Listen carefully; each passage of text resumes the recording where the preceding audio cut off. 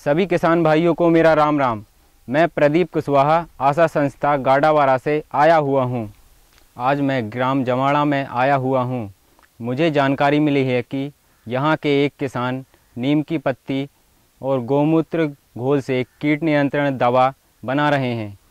आइए हम उनसे जानकारी प्राप्त करते हैं कि नीम की पत्ती और गौमूत्र घोल से कीट नियंत्रण दवा कैसे बनाई जाती है।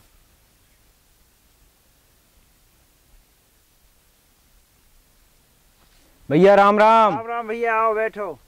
भैया आप कहाँ से हैं? आपको नाम क्या? मेरा नाम प्रदीप कुशवाहा है और मैं आशा संस्था गाडावारा से हूँ। भैया अपना परिचय दीजिए।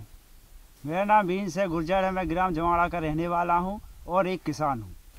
आज आप क्या कर रहे हो? आज मैं नीम की पत्ती और गौमूत्र का घोल तैयार कर रहा हूँ। नीम की पत्ती और गौमूत्र का घोल कीट नियंत्रण के लिए क्यों बना रहे हो? ये आसानी से बन जाता है, इसमें हमारी कोई लागत नहीं लगती, इसलिए हम ये घोल तैयार कर रहे हैं। इससे कोई हानि नहीं होती, वातावरण को नुकसान नहीं पहुँचता। वीरेन जी, आप हमें ये बताइए, नीम की पत्ती और गौमूत्र के घोल को तैयार करने में कौन कौन सी सामग्री की आवश्यकता पड़ती है?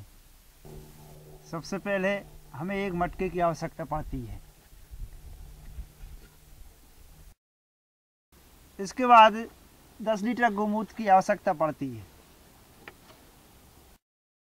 और हमें 2.5 किलो नीम की पत्ती की आवश्यकता पड़ती है।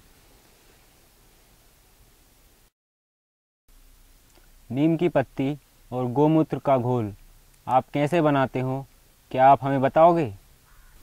हाँ प्रदीप भाई, हम बना रहे हैं, आप देख लीजिए। सबसे पहले अपन ने मटका लिया और उसमें 10 लीटर एक गौमूत्र डालेंगे इसमें। फिर भैया इसमें अपन 2.5 किलो नीम की पत्ती डालेंगे। प्रदीप भाई, अब इसके बाद हम इस कपड़े से मटके का मुंह बांधेंगे।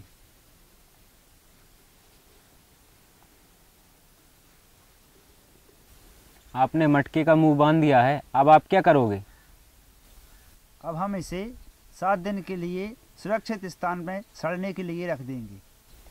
जब आपका कीट नियंत्रण घोल 7 दिन में सड़कर तैयार हो जाता है, तब आप इसका क्या करोगे? हम इसको अच्छी तरह से मिक्स कर और कपड़े से छानकर पंप द्वारा इसका छिड़काव करेंगे। नीम की पत्ती और गौमूत्र के घोल को आप प्रति पंप कितना मिलाते हैं? प्रति पंप में 14 लीटर पानी 1 लीटर नीम की पत्ती और गौमूत्र के घोल को मिलाते हैं और इसका छिड़काव कर देते हैं। इस कीट नियंत्रण दवा का छिड़काव कब कब करना चाहिए? इसका छिड़काव 8 से 15 दिन के बीच में करना चाहिए। आज आपने हमें नीम की पत्ती और गौमूत्र के घोल को बनाकर बताया, इससे आपको क्या क्या फ़ायदे हैं? इससे हमें ये फ़ायदे हैं कि ये सामग्री अपने घर में ही उपलब्ध होती है। इसको बनाने में कोई लागत नहीं आती और ये आसानी से बन जाता है और यह हमारे वातावरण को नुकसान नहीं पहुंचाता। इसके छिड़काव से कीट नियंत्रण आसानी से हो जाता है, जिससे हमें अधिक उत्पादन मिलता है। वीरेंद्र जी, आज आपने हमें नीम की पत्ती और गौमूत्र का घोल बनाकर बताया, इसके बारे में हमारे किसान भाइयों को आप क्या संदेश देना चाहते हैं? सभी किसान भाइयों को मेरा राम राम। मैं सब किसान भाइयों को ये संदेश देना चाहता हूँ कि सभी किसान भाई इसी तरह से नीम की पत्ती और गौमूत्र के घोल को बनाएं और अपनी फसलों में इसका छिड़काव करें और अधिक से अधिक लाभ लें। सभी किसान भाइयों को मेरा राम राम। बीरन जी, आपका बहुत बहुत धन्यवाद।